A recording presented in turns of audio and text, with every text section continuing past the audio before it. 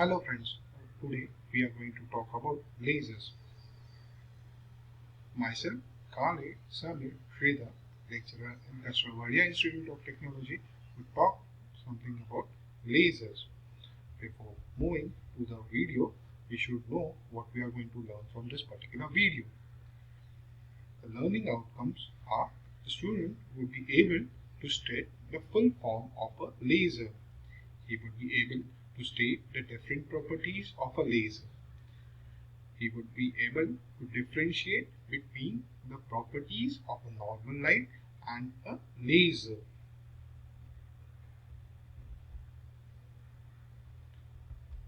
Moving ahead, we should know a laser is an acronym for light amplification by stimulated emission of a radiation. You can see that the initial letters of light amplification, stimulated emission and radiation comprises to form the new letter, new word, that is L-A-S-E-R, that is laser. So we can say the full form of a laser is light amplification by stimulated emission of radiation. Lasers have various applications in various fields. Hence, we need to know the different properties of lasers. So, in the reflection spot, you just ponder on what or which are the properties which come to your mind when we talk about laser. Take a minute, write the properties of a laser.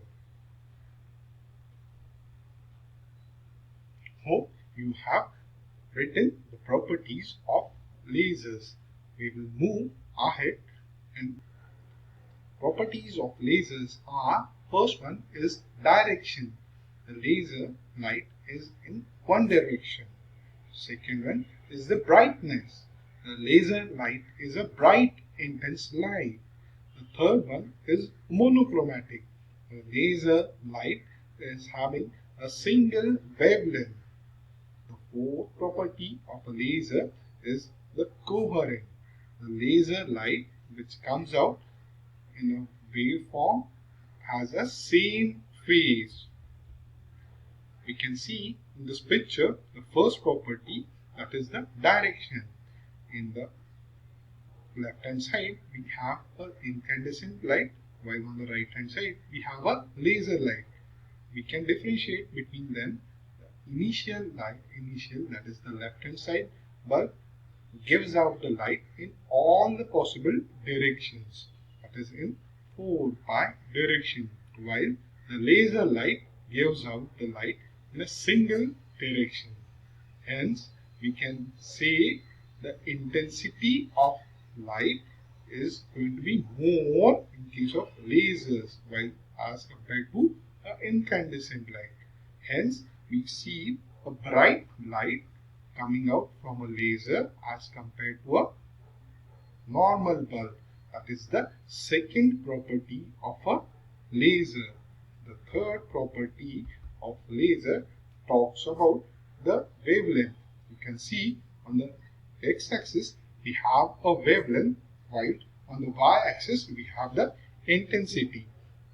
You can find out from that wavelength that starts from 300 to 800, which is the visible spectrum, that is a normal light which we get from a bulb, while the 63.28 nanometer is the wavelength which we get from a ruby laser, which is red in color and which is having a single wavelength. The last property of a laser is the coherence. You can see in the diagram on the left hand side you have the waves where the crest of the waves are not in phase, they do not align with each other, while in case of the second picture the crest of all the waves align with each other. Same thing happens with its trough.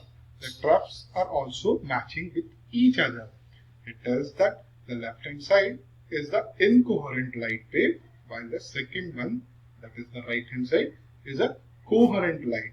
So a normal light is incoherent in nature, while the laser light is coherent in nature. From this video, you understood what is the full form of a laser, you understood the properties of laser and how they are different from the normal light. Hope it has helped you. Happy learning.